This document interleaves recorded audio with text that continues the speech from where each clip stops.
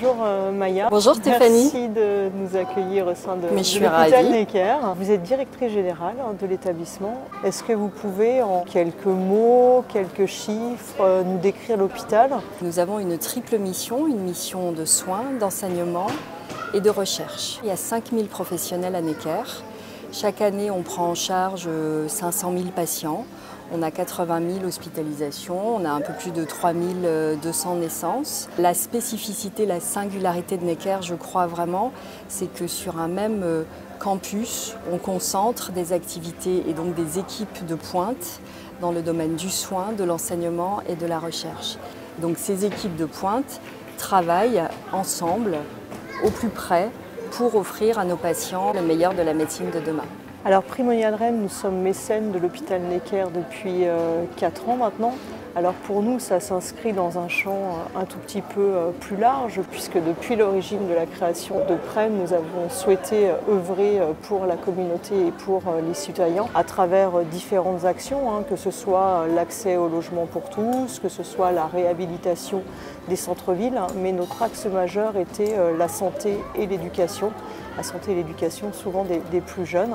À ce titre, dès 2012, nous avons créé une SCPI qui s'appelle Primovie, qui investit sur la santé et l'éducation en achetant des crèches, des écoles, des centres de formation, des cliniques, des EHPAD.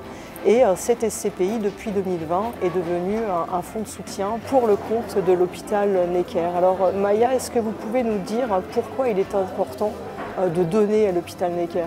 On a la chance à Necker effectivement de bénéficier du soutien de nombreux donateurs, des particuliers, des entreprises, des fondations, et on se réjouit du partenariat très fort qui a été tissé avec Primonial Rennes. Le don à l'hôpital, c'est important pour au moins 2 raisons. C'est effectivement pour nous un levier indispensable pour mener à bien des projets que nous n'aurions vraisemblablement pas pu conduire avec les canaux traditionnels de financement des hôpitaux.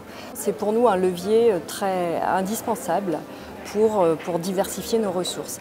Mais pour moi, ça n'est pas que cela, le don. C'est un déclencheur d'initiative et à ce titre-là, il est fondamental.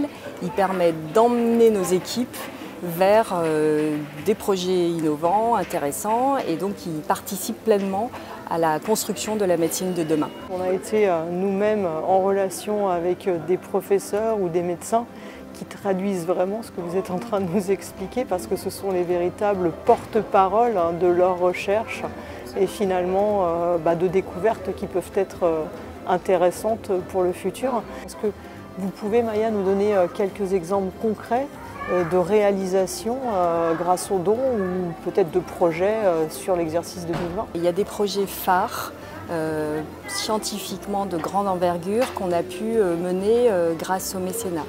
Très récemment, on a par exemple pu acquérir le premier robot chirurgical pédiatrique en France, donc dédié à la pédiatrie. Et ça, on l'a fait notamment avec le soutien de Primonial Rennes. On a par exemple finalisé l'installation de l'unité de thérapie génique, qui est vraiment un progrès scientifique considérable dans la prise en charge des enfants. Donc on a plusieurs types de projets, à la fois très visibles, très ambitieux scientifiquement, et puis d'autres projets, mais qui sont pour moi tout aussi importants, d'accompagnement et d'amélioration de la qualité de vie des patients au quotidien.